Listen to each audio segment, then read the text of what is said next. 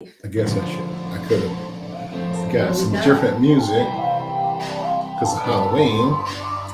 But we'll hear our theme sound for now. Here we go. It's Let's get it. spooky.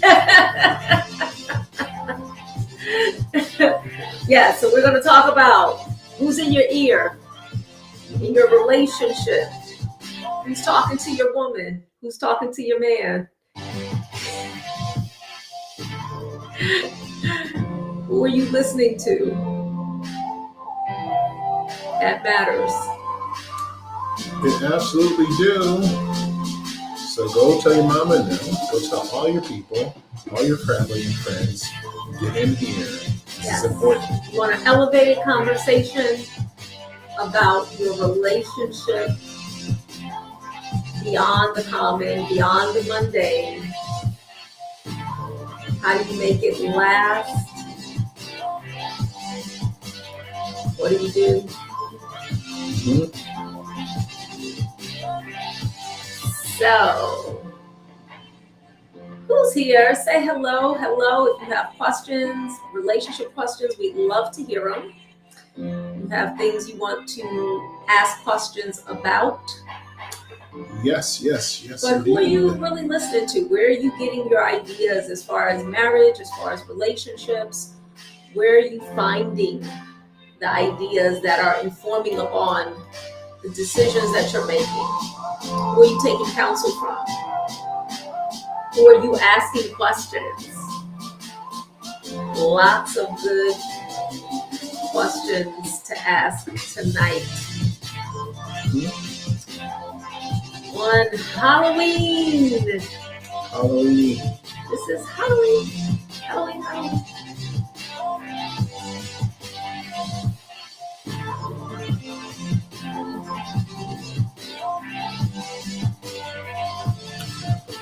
Here, so you can see it.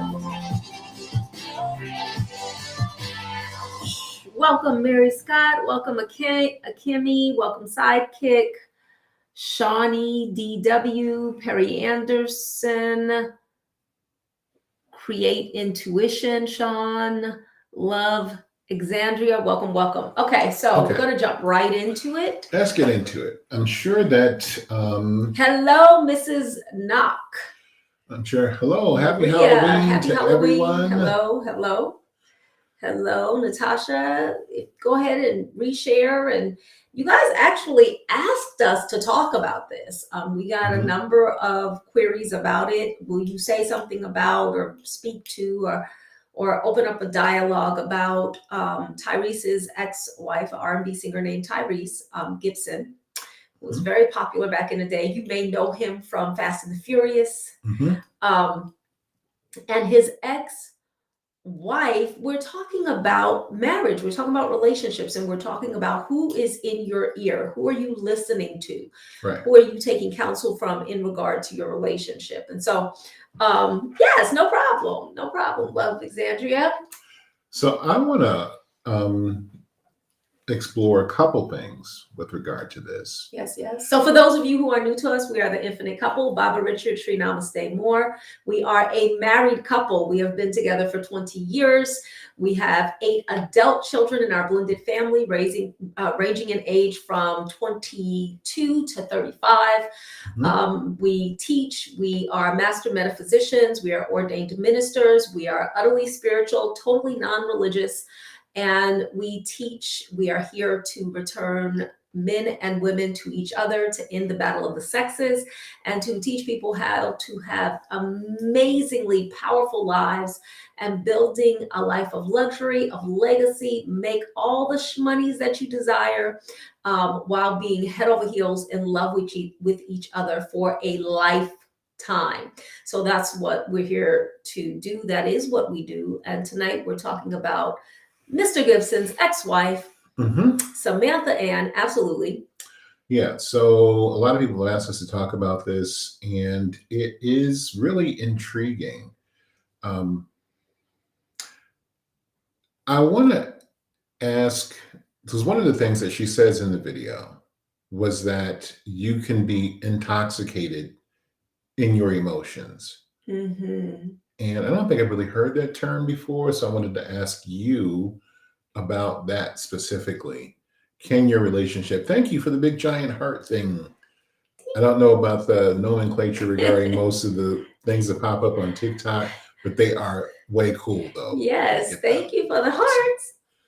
Is that what you're supposed to do? When we get a heart? Okay. All right. Good to know. Good to know. So about being intoxicated in your emotions specifically, is that something that women experience? Yeah, because one of the things that, Tyrese is adamant, and I haven't heard anything otherwise. He was like, there was no infidelity, there was no verbal or physical abuse, there was no reason that he could think of that they would break up. And she apparently, over the course of, I don't know, some time, just decided, I'm done. And they were only together for 3 years, and then it took them 3 married. years to to finalize their divorce. And so that idea of the intoxication of a woman's emotions, absolutely, it is an absolutely real thing, and it's become pervasive and incredibly destructive. I would even say it's like an epidemic of women choosing. I mean, 85% of relationships are ended by the woman. And the reason why is because of this thing that has infected the collective, which is the idea of that you should not settle. And that means what? Right. So settling means he does things that you don't like. And so you're continuing to live post that offense, whatever it is. It's just too much for you to take. Exactly. That would be settling? That's settling. If you indicate to him in any way, form, or fashion that you don't like certain behaviors that he does, certain ways that he does things, certain things that pertain to how he goes through the world, for whatever reason, if you indicate to him in any way that it makes you sad or frustrated or angry or insecure, he must prove his love and devotion and fidelity to you by stopping immediately. Because that shows you that he loves you. So whatever control he has in the relationship, he needs to cede that to her so that things can be the way that she would like them. That's the barometer of what is good, right, and salutary in that kind of situation. Right. And it gets worse because when most women talk to other women, they aren't speaking to wise women. They are normally speaking to other women who are angry, who are unhappy, okay, who are depleted, who are distrustful of men. And so those women, when this woman is facing whatever she's facing in her relationship, what the sisterhood of women, how women have been conditioned, is that sisterhood is whatever is going on, the woman is not wrong. She is not incorrect. You should not caution her or counsel her that, girl, you tripping. No, that is a good man. What are you talking about? That's not how you do it. That's not what the sisterhood tells you to do. The sisterhood tells you that you and your friends should get together and, have your rosé and talk mess about him and tell her about how awesome she is and how he's lucky to have her, and how if he really understood how lucky he was and how she could do better because look at how hot she is and look at how amazing she is. All of these things are being told to women by their friends. And so instead of her receiving wise counsel, which would be, sweetie, how close are you to your moon time? How close are you to your cycle? Because you may just be PMSing, maybe you're hungry or lonely Need or a tired. Need a Snicker bar. Maybe you need a Snicker bar and a Right. nap. You know, you need to wrap up in a blanket and take a nap. You Get a know, plain girl, Haagen-Dazs and just watch some old movies. maybe you need to have a Calm few down. orgasms. Maybe, you know, that's the issue. Like, instead of these kinds of things being promoted or told to her, instead, what she's constantly being told is, you're right. He's no good. You can do better than him. Leave him. She doesn't identify who was in her ear, but Leave him. apparently she was saying that a lot of people were in her circle that kind of capitalized on. She said that she by nature is a very emotional person. Mhm. Is always in her feelings about things, and very passionately so. And so apparently she was mad about something, and it just got out of control and out of hand to the point where she was talking to whoever and ended from there having a conversation with her lawyer. And then the ball started rolling. And by the time Tyrese got home from wherever he was, she had people come and literally move her and the baby out of the house. Yep. And Mhm. she said that if she had it to do over again, Mhm. she would not have taken the counsel that she received to heart. So somebody says Tyrese also made a point that it was mainly her mother, who is very single. And this is the issue. Mhm. Do not take relationship advice or counsel from anyone who is not happily married. Happily married. Now, I know that is a disruptive statement because a lot of people consider themselves sort of, I don't know, experts or whatever. And they're like, look, everybody who coaches basketball isn't 7 foot tall. True. And everybody who coaches baseball, there's a bunch of chubby dudes wandering around. They don't, have True. body glorious and stuff, but they can be a hitting coach or whatever. Absolutely. So when you say people who aren't happily married should not be giving advice on relationships, it's like, well, what makes it in that particular situation?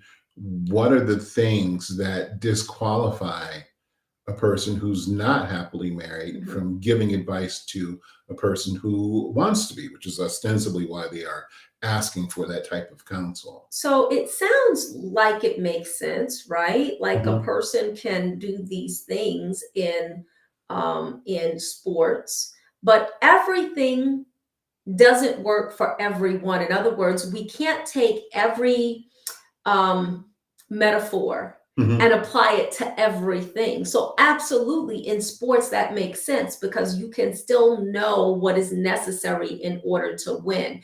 You can still have the strategy or the insight. Mhm. That is not as likely to be true but from people who are not happily wed. And the reason why is because of the tendency to project their own wounds. And I would even say that this is true oftentimes with those who serve in a clinical capacity. Not always, but pretty frequently. Mhm. In other words, when you are used to looking at everyone through the lens of pathology and through the lens of what's wrong and through the lens of your pain and through the lens of your what went wrong for you and your distrust and all of these things, then your ability to offer wise counsel is limited. In other words, confirmation bias. You tend to see things through the lens of your expectations. And so if you're constantly waist deep in it's horrible, it's bad, these bad things are happening, then when I ask you, look at this picture, you're going to see bad things happening, whether or not that is actually reflective of the objective reality. Exactly. And how would you know if you've never been in a happy relationship? How would you know what is just a byproduct of, this person going through a momentary growth opportunity for their relationship versus this is a reason to leave? In other words, a lot of times when people have left marriages, they are always looking for justification as to why they left. Right. And so when people are doing that, we don't oftentimes in polite society Nobody wants to actually say that. Like, if you don't have a happy relationship, if you don't have some, as they say, receipts in terms of your being able to navigate these relationship waters successfully, if you don't even at least have that, because if this is your life's work, if you're a student of the game, and if you are doing this in a professional capacity, that's one thing. Mhm. But if you're just a lay person, you have an opinion and your experience. And your experience isn't one that lends itself to stellar relationship success. Mhm. It's Mhm. like you are between relationships right now, and the last one you had didn't go all that great. Right. And then you encounter her, who's one of your friends, and she's like, I'm having this, he pisses me off, he made me so mad. Why is the advice all the time, you should leave him? To me, that's the functional equivalent of blowing out a birthday candle with a nuclear weapon. It's like, what, how, it boggles my mind. Like, you can be so irritated that you will be in that moment ready to throw away your marriage vows, the situation you're in, how you Because single people need company. Talk to us about it, TikTok. Let me know what's going on. Why are women like single ladies? Oh, the single ladies. Oh, the single. Don't listen. What are you? She's not a single lady. Yeah, Beyonce is not a single lady. But why, or women in relationship, why are you prone to listen to your single friends or your unhappy friends about what to do in regard to relationships? Why do you keep doing that? Why do you keep surrounding yourself with, if you're single, why have you surrounded yourself with other single people, single women? If you are married, why are you constantly listening to your single friends? Like, what exactly do you think they're going to offer to you that is going to be of benefit to your relationship? Exactly. Immaturity. Exactly. Mm-hmm. That's a big part of it. Taking the time. I remember, when Bob and I first got together, I promptly stopped listening to all of my single friends. Like, I didn't really listen to them that much to begin with, because I felt like, well, you don't know. I love you. I didn't stop being friends with them, but I didn't listen to them, and I didn't talk to them about relationships. Mm-hmm. Because in my mind, it was like, how could you know? And when I would listen to the content of their conversation, even though these were classy women, the content of their conversation was such that I could sense the distrust that they held for men.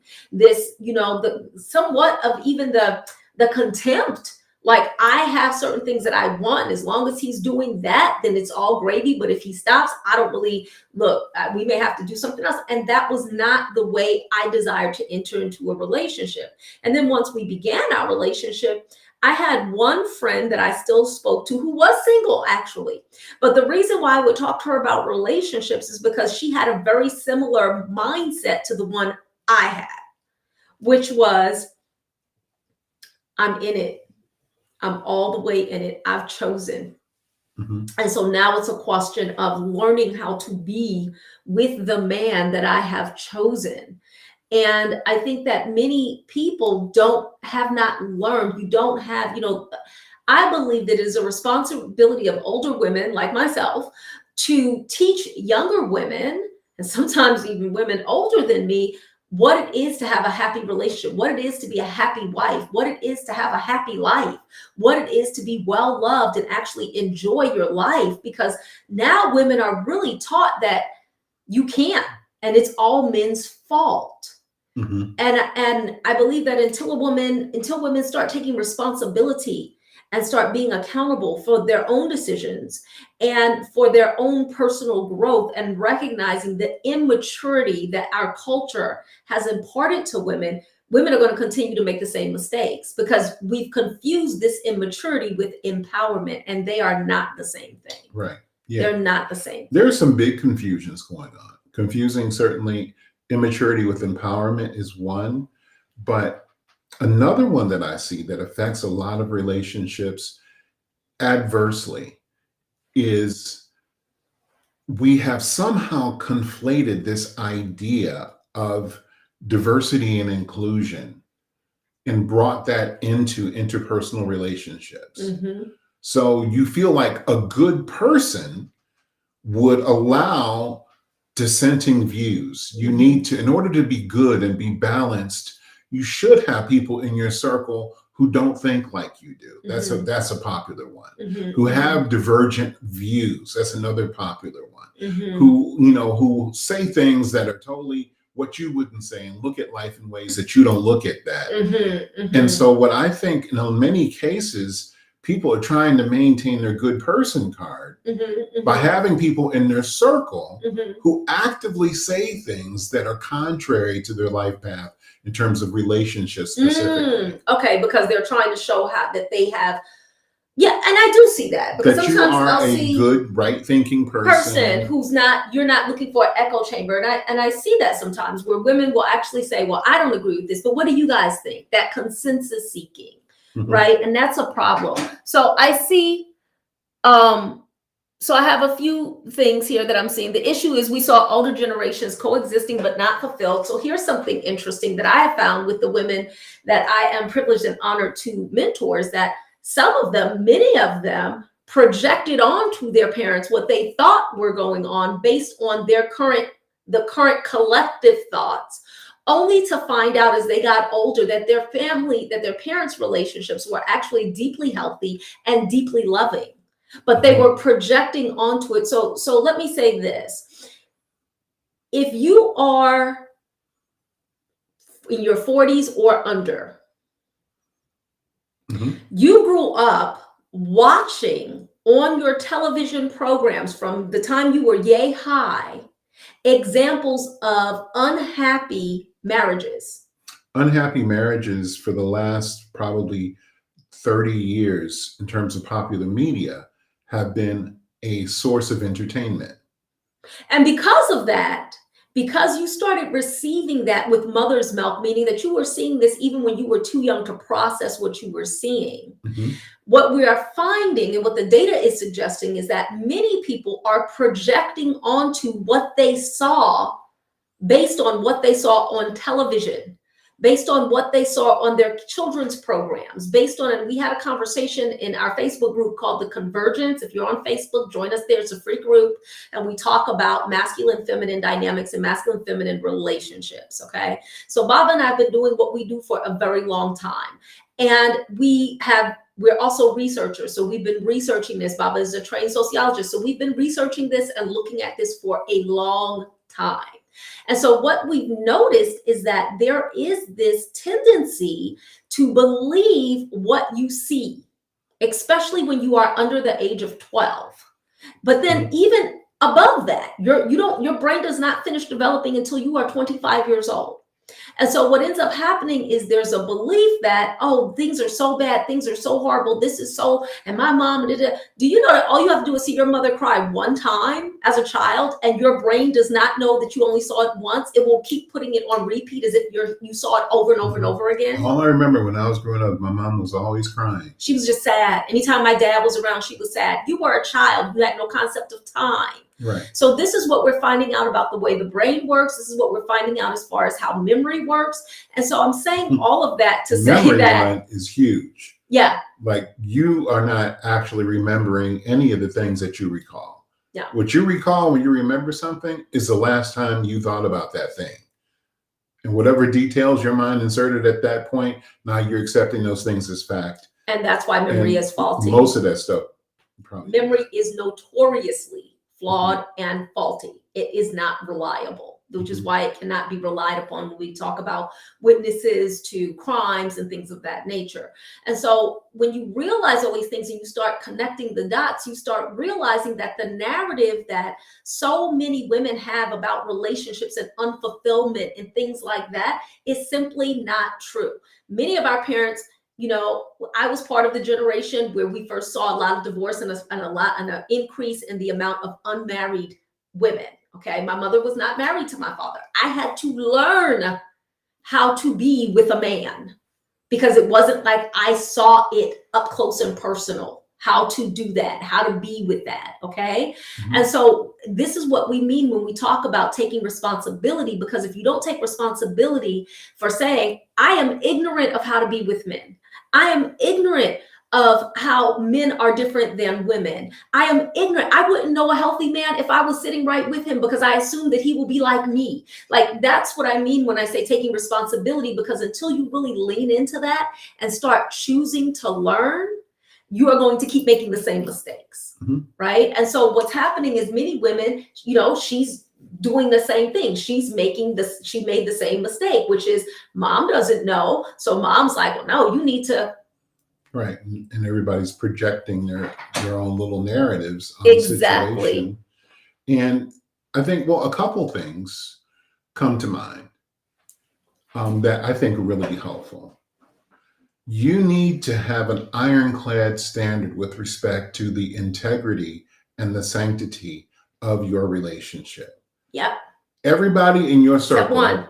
whether they're married, single, I don't care what their relationship status is, they need to understand this, that you are never permitted in any way, shape, or form in my presence to say anything disparaging about her.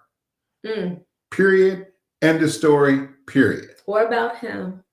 Yeah. And that needs to be your rule, so that whenever somebody comes with their well-meaning advice about whatever they think you ought to do, they know ahead of time, you better come correct. Right. And you better say something nice, and you better say something uplifting, and you better say something positive. Because if you say something negative, there's going to be some furniture moving around in here, and it's not going to be a pretty situation. Right. So you can't. So that has to be your job. Your job one is no one speaks negative about my beloved. Period. End of story. Period. It's like, we ain't talking about it. It's a non-negotiable. That's right. He can do no wrong. He can do no wrong in my eyes. Well, what if he did? What if he did? No wrong. Guess what?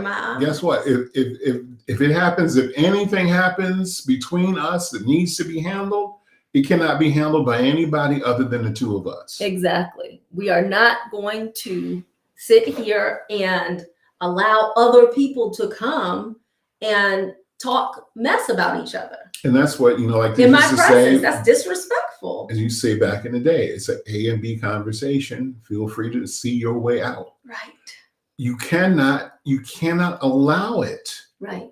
Because here's the thing, in this situation, a lot of the conversation is about the aftermath of the discussion. Yeah. And the hunt for whose fault it is ultimately. Right. She's like, I wasn't in my right mind. I wouldn't have listened to that counsel. Knowing who I am right now, I would never have listened to that. And then because, Tyrese is so hurt about all the things that happened. And I mean, that's, somebody just leaving you, like, not like this agreement that we had a blowout and we said, you know what, I want to divorce, me too. And you went your separate ways. There was no going separate ways. There was ghosting, basically, where she just decided, I'm out, and just left. Right. And so everybody clowned him when he was going through all of his breakdown mentally in the public eye, ostensibly. But when he was going through all that emotional turmoil, people were clowning him, saying that he's insane. He went crazy. Something's wrong with him.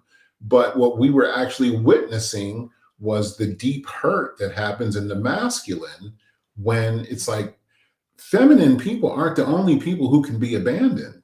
Yeah. And that, again, because 85% of relationships, when they end, are ended by women, that means that in relationships, women are 85% more likely to abandon him than he is to abandon her.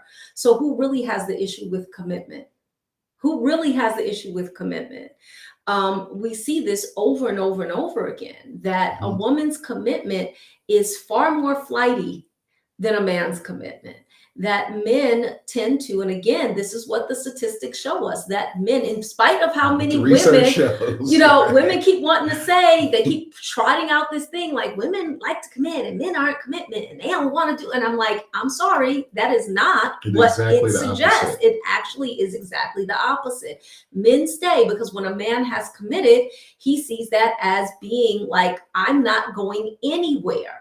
Now, women will, and feminism, which is your greatest harm, ladies, I'm sorry, not sorry to tell you that feminism has been the biggest disease to hit the collective of womanhood.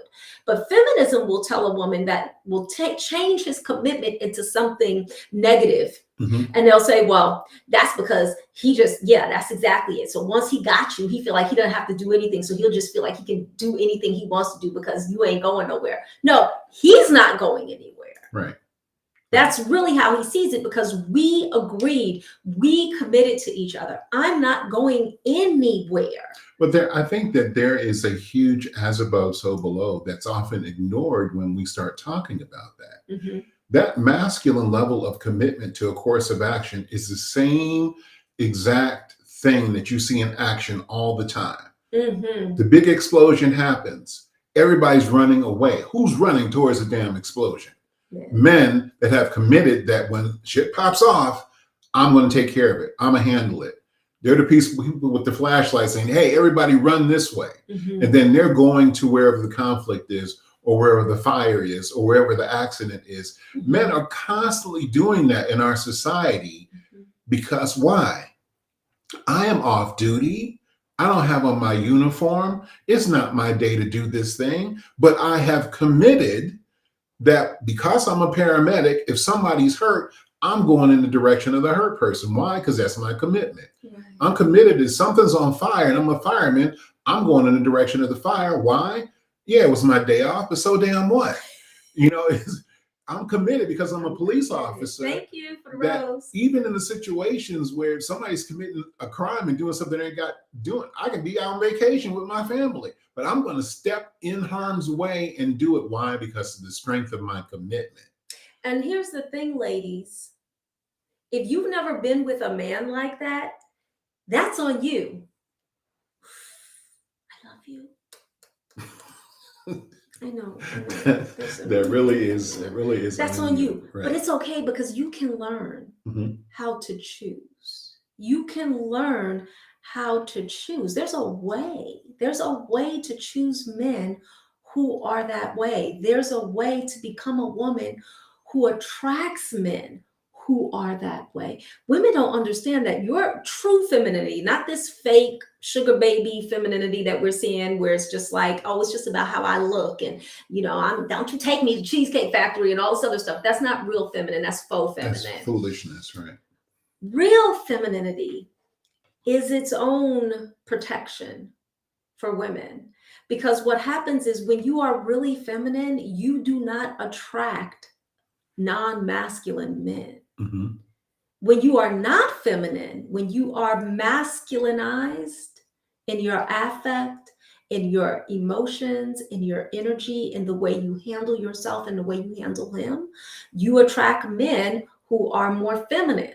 But when you are embodied as feminine, you attract men who are masculine, and masculine men don't want to leave. They love, they're drawn to, they desire to lead, guide, protect, and provide for feminine women. That's their nature. Mm-hmm. And so your feminine then is it's your own it's your protection. Your innocence is your own protection. And that's what I teach women. That's what I teach women, how to embody, how to live, and how to create everything from. I mean, we have businesses that have made multiple seven figures. And again, we are blended family. I had 4 children when we got together from my previous marriage. And so it is possible for any woman and every woman to really choose to embody in that way and to find amazing, amazing men. It's possible for every man.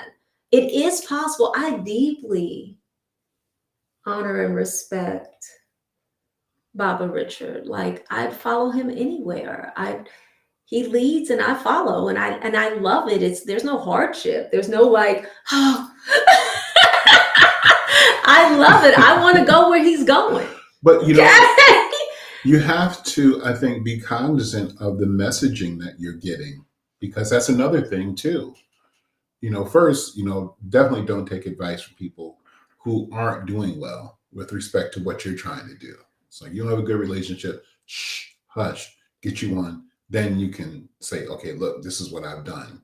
But if you're not at that level, hush on the relationship advice. But the second thing is when you are engaging with someone and you are telling them, giving them advice, telling them, this is what I believe you should do, there needs to be a commitment to a bias towards staying together in what is higher.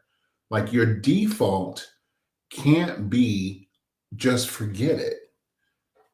It has to, Like forget the relationship or just yeah, let's just break up. Is that what you yeah, mean? forget the relationship. It Mhm. can't be, it's like there needs to be more consideration given to things. It's like, where is the strength of your commitment? Like, okay, we talked earlier about the masculine level of commitment, right? Mhm. But I think that one of the things that feminism has taught and introduced to the collective for women is this idea that being committed is somehow akin to weakness. It's oppressive. You should be Mhm. right. Like, Mhm. like following is oppressive. There's something inherently oppressive to that. Mhm. And you Mhm. don't even know what's being done to you. And you should want to be in a relationship where you are free. You're almost out the door anyway, Right. Yeah. So it's taken all of the things that are the beauty and the benefit of being in a relationship and reframe them for women as being sources of oppression, limitation, and a lack of freedom. Mhm. So the idea that your husband would provide for you, instead of that being like, oh my goodness, I'm being taken care of, and that's so wonderful because that means that I can be free to be fully feminine. I can be free to be an inspiration. I can be the muse. I can focus on beautification and adornment and nourishment and all of these things that he does not. Instead, let's say that the fact that he takes care of you and provides for you is a source of oppression, and you Mhm. should work and make your own money. Right. He's got you So boxed in he's because got you boxed in. yeah, because he's providing for you. So now you can't make your own money. So now you don't have the freedom to make your own money. But no one ever questions, and I don't see women question this, like the freedom to make my, like, let's just stop for a second and really think about that. I can be with my beloved and he will take care of me and I'll have time freedom. My time is free to become this amazing, beautiful, divine expression of the goddess that I'm here to be. Mhm. Or I can go and either work for someone else. So that means they have control and power over my time and they will tell me how much it is worth. Or Mhm. I can start a business for myself where I'm carrying all of the pressures of that for myself. And in some way, I'm told that that's That's freedom. better. Yeah, that's better. That's freedom. That's a lie. It's a lie. It's Mhm. really a lie. It's like, well, you can, you want somebody you make your own decisions. Nobody tells you what to do. Really? So when I am faced with a tough situation and I am in the midst of something and I am frustrated and you are emotional as a woman and you are tender and your heart can be hurt and people can get under your skin and that is your nature. That is your nature. And so, but instead of having a man who you can come to and say, oh, they hurt my feelings, or, I'm frustrated, or I'm afraid, or I'm sad, or whatever, and he hugs you because he expects you to be different from him. Mhm. Instead, you're going to get and choose a man who expects you to be as hard as he is. who expects you to just, look, man up. Be Look, stoic. I need you to be stoic. I need you to just go out there and get it. Look, this stuff shouldn't bother you. And you're going to choose a man who expects that, or who, if you are going through that, he's just going to look at you and keep it moving. And that's better? How is that better? That's not better. When it's not allowing you the beauty of being different. Like, women and men are not the same. There are over 6,000 differences between men and women. We aren't the same. We're not the same. We've never been the same. And if you understand that we're not the same, gentlemen, be aware of who's in your wife's ear. Don't let everybody and anybody speak to her. This is another thing. This is another thing that has crept in where it's interpreted differently, right? We talk about these fundamental characteristics of masculinity, right? To lead, guide, protect, provide, defend. These things. And then through the lens of feminism, it gets flipped. Because just like I said, you ought to have personal standards for who you allow to be in your ear. As a man, as a leader in your house, you do have something to say about who is interacting with and talking to your wife. Exactly.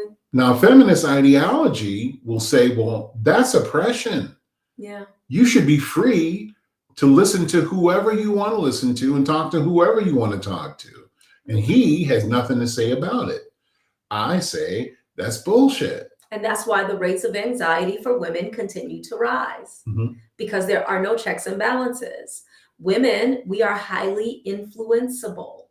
I'm a leader. Okay. Most people would say I'm bulletproof. Like, I make my own decisions. I can do all of that when it comes to other people, but that does not mean that I cannot be influenced.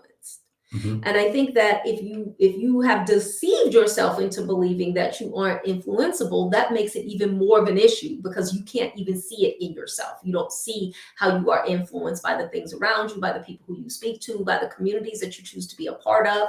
I have watched people, and because we've been in business so long, and I've been in so many women's oriented business spaces, and I have watched women throw their marriages and their relationships away at the behest of a coach, of a female coach, telling her that if he can't get with your business, then you need to get rid of him. That's right. A lot of men, they get threatened when you start having your own business. That's right. I had to leave my husband. I had to leave my boyfriend. Look, I'm not going to let anybody hold me down. I'm not going to let anybody put me in a position where I'm not making as much money as I want. And I have watched the women's business coaching community tear apart so many marriages and so many relationships for no good reason other than to encourage her, because here we go. Her husband, her beloved, may tell her, no, you cannot spend 10K on this particular coaching program. And I'm saying that we have coaching programs that cost anywhere from $10,000 up to six figures to $150,000 for a coaching program.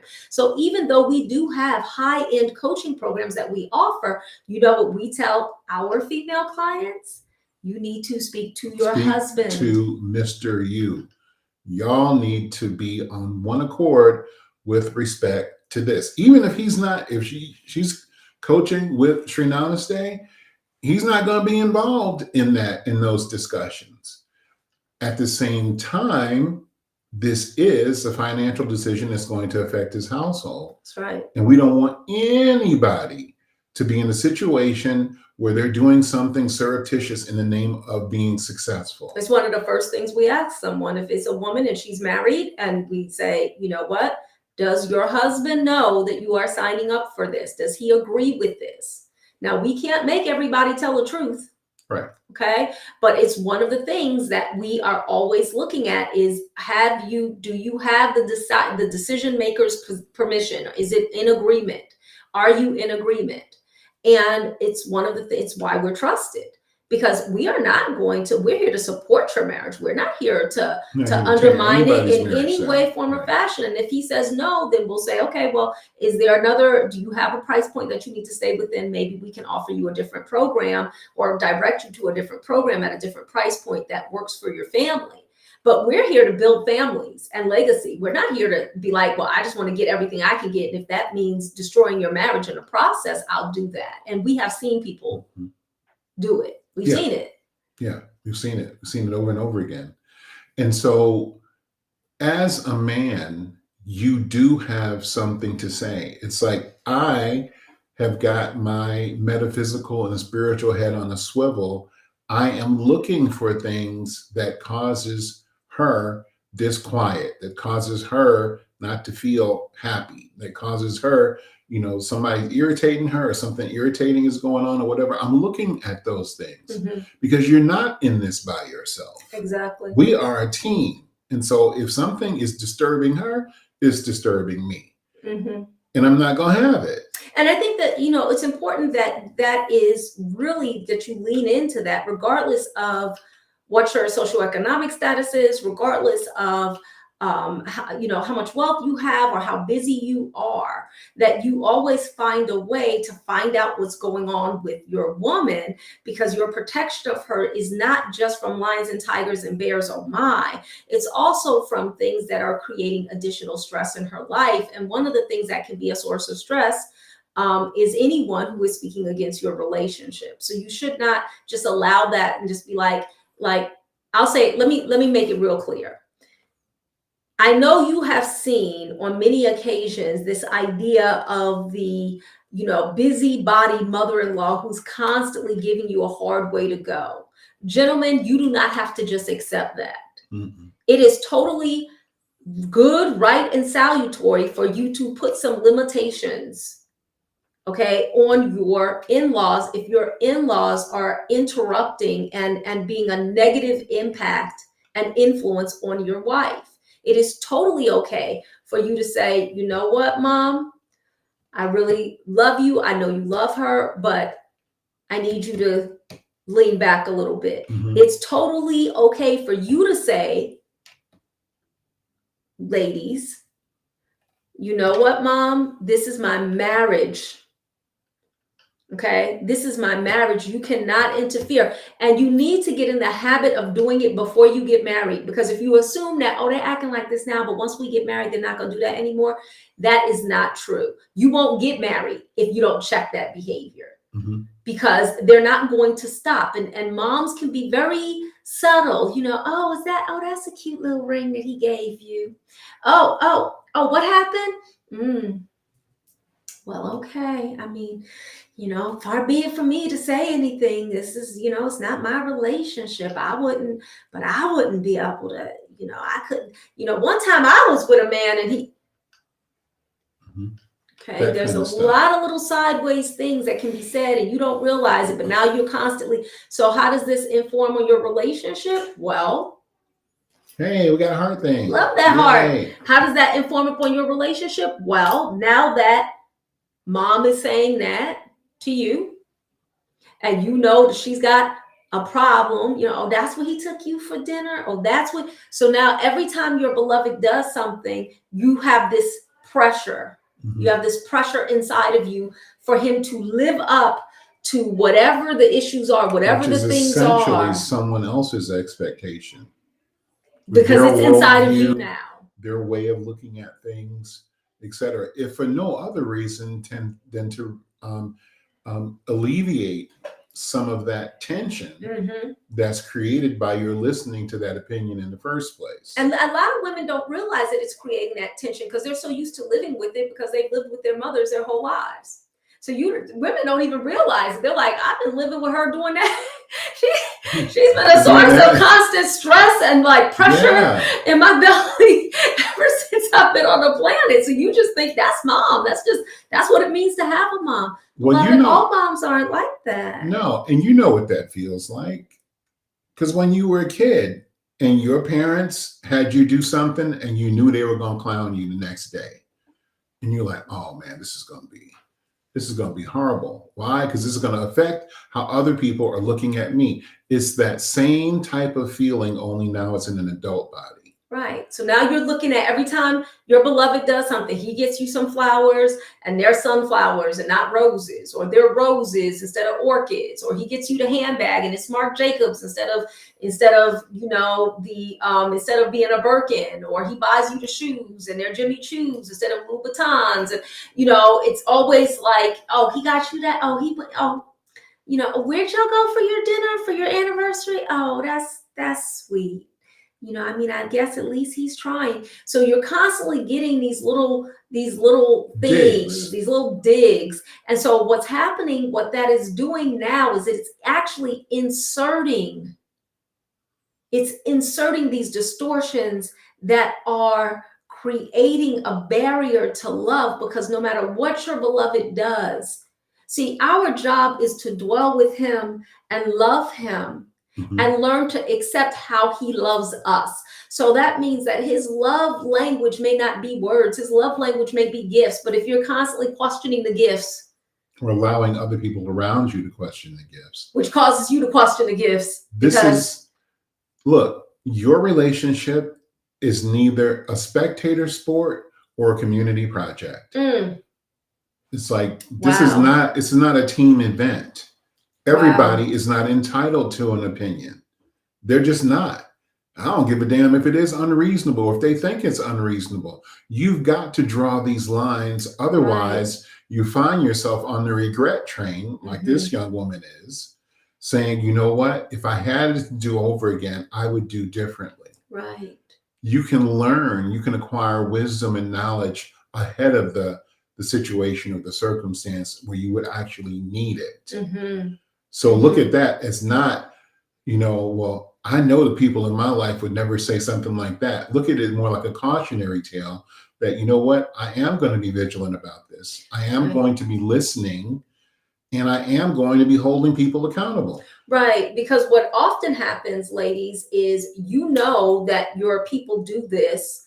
And so what you try to do is manage him so that you won't have to hear from them, instead of drawing a boundary with them, instead of being very clear on what is acceptable and what is not acceptable. And here we go. You wouldn't even have to do that if you just with telling everybody all your business. Tell everybody all your business. Your mother does not need to know. If you know that she is not a source of encouragement, if you know that she is not a source of support, if you are honest with yourself and you can say, you know what, I love my mother and I know that she loves me, but when it comes to this is not a skill set that she has. She has not developed the ability to really deeply support relationships. She has not developed the ability to really deeply accept. She has not developed that ability. So I am no longer going to present things to her in the hopes that she can give me what I desire in that moment, which is support and wise counsel, because she doesn't have any to give. So it's like you don't go ask for a cup of sugar from somebody who doesn't have sugar. So you don't ask for support from your mother that you know that she is incapable of giving you. You are setting yourself up for frustration and for problems in your marriage. Stop talking to her, expecting her to offer you wise counsel when she does not. Loving her means accepting her for who she is and not projecting your expectations onto her, beloved. So that goes for not only her, it goes for anybody. Yeah, anybody. Friends, anybody. Gentlemen, it's the same thing. If you know your mom is of the ilk that no woman is good enough for you, they all have problems, she don't like nobody, she's always going to be judging, stop talking to your mother about your woman if you know that that's how she is. Do not tell your mother, gentlemen, when your wife is doing something and you are being challenged by her, because many times your mother is going to have a hard time letting that go when that moment ends. And that moment will end for you, and it will end for your beloved, and your life will move on. It will not end for your in-laws. It won't end for your friend group. It won't end for her friend group. It won't end for any of the people who you brought into your relationship by telling them all your business. It's not going to end for them. So if they are up in arms and they despise your beloved because of that one situation, and now you're past it, they're still going to be there. Right. and they're still going to have an opinion. Right. And it's going to, at best, it's going to take a long time for them to get rid of that opinion Right. about your beloved. Right. And it need not happen at all, because they should not have been invited in there. So when you guys are having an issue or irritation with each other or an argument or whatever it is, you need to keep that between the two of you. Right. You need to stop letting everyone else show up in your relation. Now, are we saying you shouldn't be supported at all? No, choose your support wisely. We get to be we call ourselves the Curia Regis, the Privy Council for many people. Many people, we are the people who they have placed on their council when it comes to their relationships, when it comes to their marriage, a lot of times when it comes to parenting and their spirituality, like a lot of different things. Why? Because they know that we're going to give them wise counsel and the counsel that's going to support their union. And we're going to support them in that union. We're not going to give counsel that goes counter to that. And so sometimes you can be very used to just going to the people who are closest to you, right? But as you grow and as you develop and as you become more mature and as you develop in your, let's say, your affluence in the world, what you start walking in your greatness, you realize that you require a higher level of counsel. So it's just like if you became a billionaire tomorrow, are you going to go ask your uncle, unless your uncle is an accountant, are you going to ask your uncle for what to do with your money just because he's your uncle? No. Hopefully you would not do that. You would go and find wise counsel, because yes, when I was dealing with $50, Uncle Ray might be able to come and be like, well, you want to get in on this or whatever, but Uncle Ray does not know how to deal with massive quantities of money. So in the same way, if I want a marriage that's going to go to distance, that's going to last me for a lifetime, and that is going to be legendary, like mythic, right? Then I want to only take counsel from people who create those kinds of relationships. I don't want to take counsel from people who only know about struggle relationships, who only know about friction, who only know about arguing, who only know about relationships that are dysfunctional and unhealthy. If those are the people who you're always talking to, then don't wonder why your relationship stays in that cycle, because that's all they can give you is what they have. Right. And here's another thing. And this is, I think, very important to realize that there is a difference between your standard and judging other people who have opinions. Your standard is yours. They don't have to think different, do different, be any different than people normally are. I expect them to be as they normally are. I don't expect people, if they haven't invited me to speak into their lives or be on their counsel, I don't expect their lives to change in any appreciable way when they are in my presence or around me.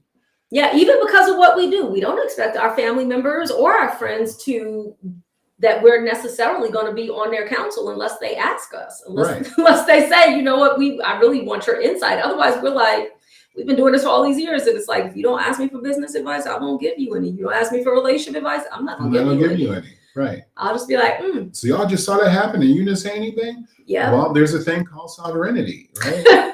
You didn't ask me. You didn't ask me, so you're doing you, I'm assuming. You're grown. You're allowed to make mistakes. Right. And it's not my job to try to prevent you from making those mistakes. But you haven't asked me. When I understand and I have actually decided who I am going to listen to and why, then those who I am not listening to, it's not necessary for me to be hostile toward them or judgmental towards them or browbeat them because they aren't more like the way I think they ought to be. None of that is involved in that. Right. I just don't talk to them about things that are important in that particular area because I don't want or need to hear their opinion. Exactly. So I'm not saying you need to be different. Do you be how you normally are? I am not going to tell you anything about my relationship. Why? Because you may be an excellent mechanic or you may have a wonderful pound cake, but that's as far as it goes. I'm not listening. Not the pound cake. Hey, I will eat your pound cake up. This is a tasty pound cake. But I ain't asking you a damn thing about how my relationship should go or what I should do in this particular situation because you're not my relationship person. Yeah. You're just not. No offense to you. It doesn't make you a bad person. It just means that I don't listen to you for that. Exactly. Exactly. Absolutely. Any questions, thoughts? Let's hear from you. What's the best way to communicate with my mom when it comes to my relationship? Okay, so we answered that. Mhm. Okay, and let me see. This shows up in the way I take care of my kids with my family. I do something like take them to the beach and they question that and judge. I can totally see this. Tennille, this is everything we were talking about. Well, of course it is. I can't see. Okay, the past and the stories we've made up don't matter literally. Absolutely. Mm-hmm. Yeah. It's a requirement for any woman who's friends with me is to never drag, disrespect, or come to me with negativity about their husbands. I left an entire group because many of them felt like speaking ill of their husbands was okay. You can't be amongst those women and not expect it to affect you. That's absolutely correct. And you know what? Absolutely correct. That brings up a really good point. And this is why, in terms of your partnership with your beloved, you have to, as a man, you have to take into effect in consideration that she is impressionable. You know, the same thing that will make her cry because of a really touching, tissue commercial, or those little doggy videos or a little cat video and make her get all weepy and stuff like that. What does that mean? That means she's moved, she's impressed, it affected her in such way. She's emoting. Because she's emotional. Or she's emotional and she's affected by that. So that means that thing, whatever it is, had influence. I do not want her to be more stoic and that be like, you know what? Now I know she's not going to be influenced. I will be the self-appointed guardian of the influenceable. This is also important for men with your daughters. Stop trying to make your daughters into little tanks. Okay? She's not a soldier. She's not a soldier. Survivor. She's not a survivor. Stop turning her into this little hardened thing. I understand you want to keep her safe. That's your job to keep her safe. Mm-hmm. Be that influence that's able to keep her safe and allow her to stay soft and tender instead of trying to make her hardened because you think that will be safety. Because when she's hard, she's going to attract more men who want to put her through the ringer. That's just the way that is, okay? Mm-hmm. When you allow her to be soft, her softness is her protection. Because trust me, a guy who is not, men who don't mean women well are usually opportunistic. Mm-hmm. And they're going to look for a woman who they feel like can be taken advantage of. And that's not a woman who expects to be handled like China, who expects to be treated gently and tenderly, who is looking for the gentleman who opens the doors for her and pulls out the chair for her and handles her like she's just the sweetest little tenderest thing. That is not the guy. Mm-hmm. So her desire to be handled that way and refusal to be handled in any other way, simply because that wouldn't even occur to me, is a protection for her. Right. But if you start hardening her, then she attracts men who are looking for a hard woman that they can put through it, who's like, okay, well, you're used to being mistreated. So yes, I can tell you, well, look, I need you to give me some money. I need you, look, I can't afford that right now. Look, you need to, those kind of guys are attracted to women who they know they can do that with. Women who are like, well, I don't drive. I don't, what? No, I can't pay for, what are you talking about? No, like, I don't even know. I don't even understand what you're talking about. Like, those guys aren't looking for those kind of women. Okay. Mm-hmm. So you don't protect your daughter by teaching her how to be hard and more like a man. That doesn't protect her. Right. Because I've been so open in the past with my friends and family, now it feels extremely hard to pivot because they're used to giving advice. Yeah, it is. So just stop talking. One of the things, I mean, you're not the first person this has happened to. Yeah. Humans almost instinctually resist change of whatever sort. Everybody wants it to stay the way it is. Nobody wants it to change. So if they've been speaking into your life in that way for years, it's going to come as a little bit of a shock to them. So what's going on? What's going on? What happened? What did he say? What did you do? Give me all the tea, whatever. Good. Things are wonderful. Things are wonderful. No, okay, no, but for real. No, they are. They're really good. Well, tell me what's so good about them, and you can just tell them, "I love you," but I'm practicing doing something different. I'm practicing doing something different, and I'm learning how to be a more discreet woman. And so I'm holding my own counsel. And so this is grown woman stuff here. Mm-hmm. I'm holding my own counsel. Like there used to be a time, I remember my grandmother teaching me, that you don't want to be a woman who's running to other women's houses, because at that time it wasn't online or anything like that. So how things happened was women running to each other's Face-to-face house conversations and talking. Oh yeah, girl, what's going? Oh yeah, and it was like you don't be a woman who runs from house to house. Don't be that kind of woman. You never want to be that kind of woman. You never want to be the kind of woman who, when your beloved comes home, your friends are sitting up in the house when he comes home from work. They need to go home before he gets home. So when he comes home, he can relax and you can tend to him without him having to deal with her. Okay. You don't want to talk to your friends about your man. You don't want to tell your friends what your man does, because that same friend who's telling you, well, you need to leave him, girl, she'll be the same one that's trying to get him. Okay. Because she knows a good man when she sees it. She's like, mm-hmm. But here's the thing, and going back to what you were saying earlier about how we have been indoctrinated through the auspices of the storytellers. Mm-hmm. We've been indoctrinated. Like, okay, you remember the show back in the day, Martin, right? Mm-hmm. And there were so many variations on this theme, where you have this couple who are happy together, and then you have Pam, who can't stand Martin, but she's Gina's friend. Mm-hmm.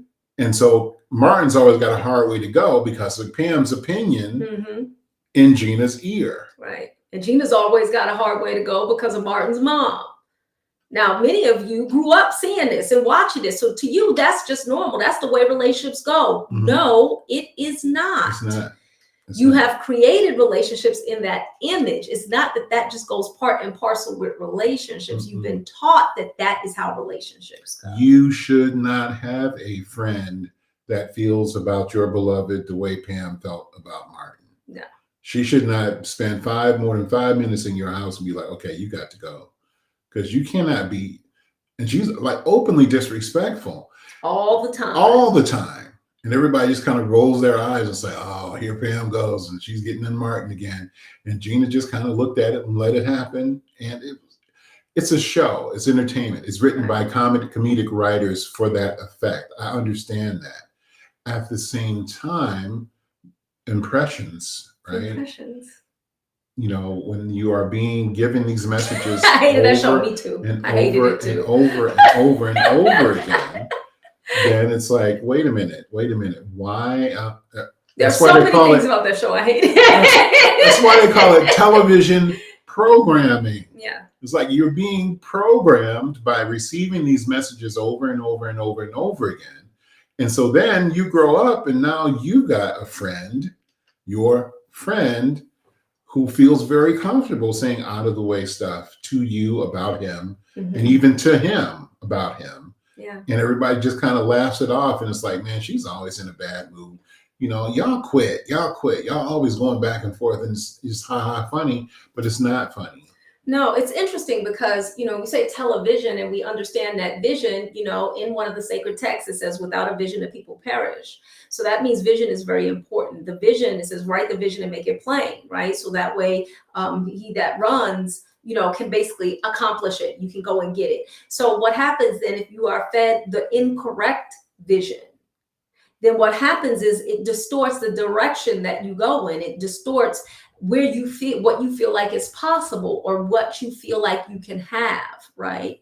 Mm-hmm. I see somebody saying, I let a friendship go because she didn't have very much positive to say about my marriage. And she felt I should have more loyalty to her instead of him because she's known me longer. And I saw somebody on TikTok say something similar, which is that people are taught that, your friends will be there forever, but men come and go.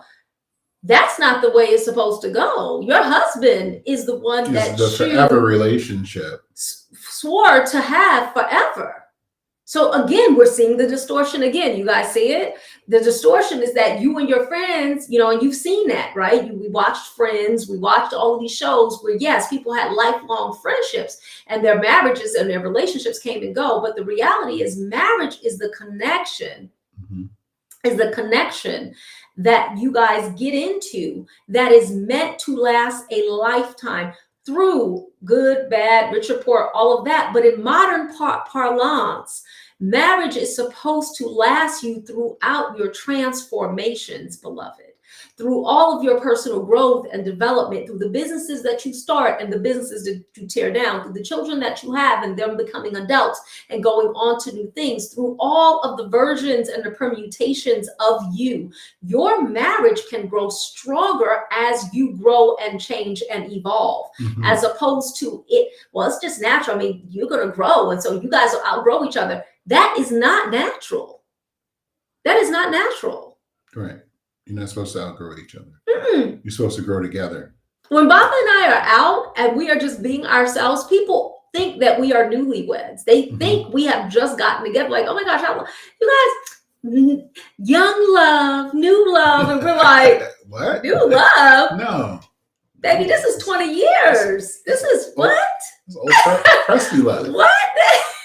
This is the real stuff. This is the ripening of love. This is the richness of love. Well, how? It's because we lean into that, right? And that's what we specialize in teaching people, is how to become more in love over time, not less. More like, like, oh my gosh, I just love you. I love the way you smile. I love the way you look. I love everything about you. More of that over time, not less of it. Right.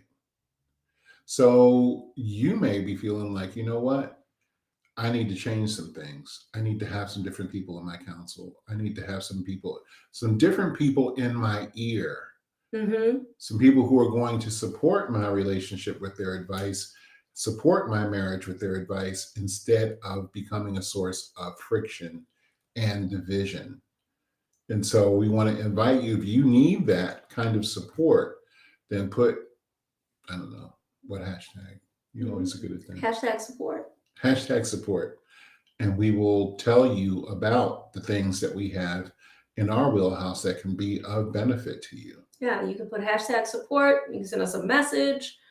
Both of those work. If you're on TikTok, go ahead and click on the link and go to my Instagram. You can DM me on Instagram and I will respond. It will be me. Especially if you message me in the next 24 hours, it'll be me. After that, I turn it back over to our team. We can talk about, what you need, what kind of support you need. And that includes if you're looking to date for marriage, we specialize in that. We just had, I just got a invitation for another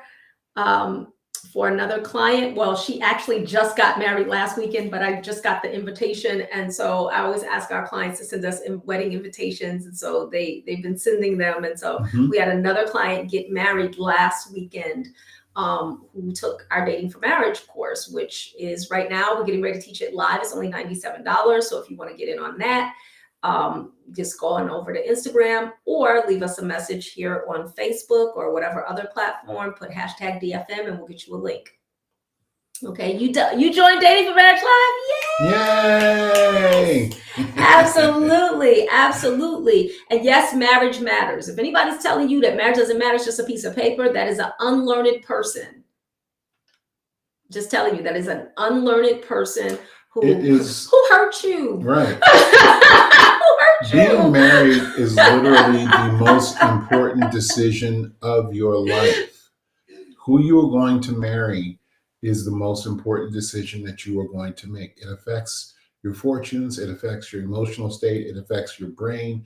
It affects your longevity and how your body functions. It has so many impacts on your life. It's not something to be taken lightly. Affects your children. Right. Yeah. It affects everything. And if you're already married, we have plenty of supports for you. We don't do support like, oh, okay, you're struggling, we just support you if you're struggling. No, the supports that we offer are for you to take your marriage from good to great and great to legendary. Like, there are always new vistas to go in marriage. And this is one of the things, I was actually talking to someone about it today, that it's really unfortunate, but the idea that has permeated the collective right now in regard to marriage is that either your marriage is falling apart or it's okay. And that's basically what you got. You got two things. It's either falling apart, Falling or apart. if it's not falling apart Or and it's tolerable, okay, right. that's about as good as it's going to get. Mhm. And so if you guys get along, you don't have a lot of arguments, well, that's as good as it gets, and that should be it. And we believe that marital development is an ongoing process that is not always based on pain and friction, but that you can go to new levels and heights in your marriage that has nothing to do with problems at Mhm. all. So once you guys are like, you don't have any problems, awesome. We can definitely work with that and take you to the next level beyond that, which nobody ever talks about because most people can't get to the point where they're not having problems. Yeah, very few people ever get there. Yeah. But, and if you are having problems, we have things to help you with that as well. But I'm just saying, a lot of people are like, okay, I feel like, well, we finally got to a point where we're not having any issues. We're doing great. And I'm like, you're just getting started. Yeah, you just started. The purpose of you being together is loving each other, and through that love, loving life and your purpose, and all of that springs from there. So getting to the point where you are no longer in conflict is the beginning. That's when the good part starts. It's like, that's when, man, now there's so much for us to do and experience and just be immersed in going forward.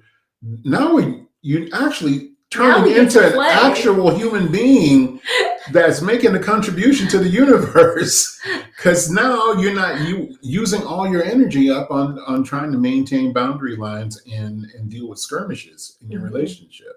Yeah. There is so much that is waiting for you on the other side of that disagreement go around. Look at all the people on YouTube. I love that. Yeah, you too. I love using Restream because we can be on YouTube, and we didn't hardly ever get a chance to do that. But I love seeing all the people coming through from YouTube. That's YouTube pretty people awesome.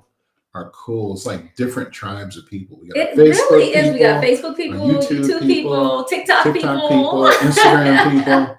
Yes, all from different tribes, but all welcome. Twitch people. Yeah, Twitch people as well. Absolutely.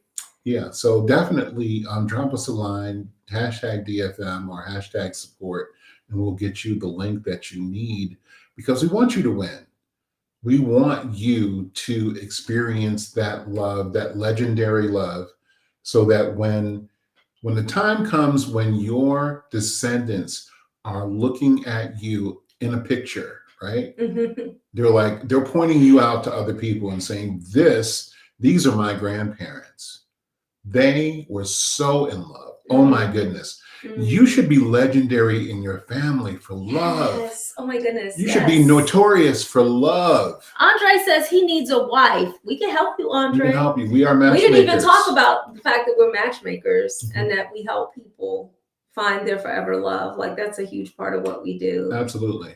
And we are loving it. It's so beautiful.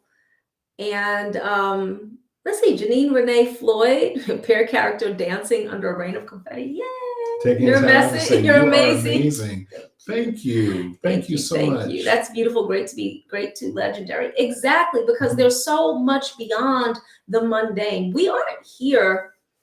We love everyone, but we realize that the work that we do really does best with people who they have a taste for the extraordinary. They really want to enjoy their human experience. They're not just focused on someday, some great getting up morning. They see this opportunity to live life as a human being as being just an extraordinary gift. And they desire to really love it, to take their hands and really place them fully deep in them and grab life and bite into it, and all the juiciness just coming down their face, and they want to experience exquisite food and exquisite locations, and mm-hmm. and just how much can I use my gifts and my talents, and how can I connect and have more potent conversations and deepen and explore the mysteries of the universe, and I want to do all of this with my beloved. They literally desire a legendary mythic life experience. Those are our people. Mhm. Those are the people who we're here to Those are reach, our because tribe. Yeah. what we show you is that, yes, you aren't crazy. It is possible. The fact that you desire it means it's for you, because, beloveds, everybody doesn't desire that. There are so many people who are just like phoning it in this lifetime, right? Mhm. But not you. Not you. Not you. You're here. You're listening to this Right. because You want a you've already different life. decided. Right. And you're probably Exactly. already in the midst of having that amazing life. And so we are here to support you in it, help Mhm. you go to that next level. Let's have amazing experiences. Let's dance together. Let's play together. Let's have these deep, potent, powerful conversations. Let's open up the door to the mysteries and see what's there. Let's explore and experience the depth of love. Absolutely. And this is where it gets started. That's why there are no coincidences. This is, you're actually in the exact right space for what Mhm. you are going and what you want to accomplish. Andre, we can help you find her. He says, you guys are blessed to have each other. God is good. Absolutely. Absolutely. And we can definitely help you find her. So go to my Instagram, send me a message, and we will give you the information so you can join us in Dating for Marriage. Mhm. Because what we help you do is, there are plenty of women that desire to be wives who are also looking for husbands, who desire to be husbands. Okay. And we are really Who good at want to helping those lead. people Right. find each other. Like, Right. that's a joy to us. So we Yep. can definitely help you find the one. Absolutely. Okay. So, all right, go and enjoy the rest of your Halloween night. Eat all the candy you can. Or give it out. Or give it away. Yeah, we're going to try to give out some of these candy bars. The kids love coming to our house because they get full size and they're just like, ah. So we're gonna go and try to give some more out. I know it's kind of cold out tonight, so we'll see how they do. See how it goes. See how late I end up staying up before I go to sleep. Yep. All right, you all. We We'll love see you. guys. And we will see you all next time. See you next time. All right. Mwah. Good night. Bye.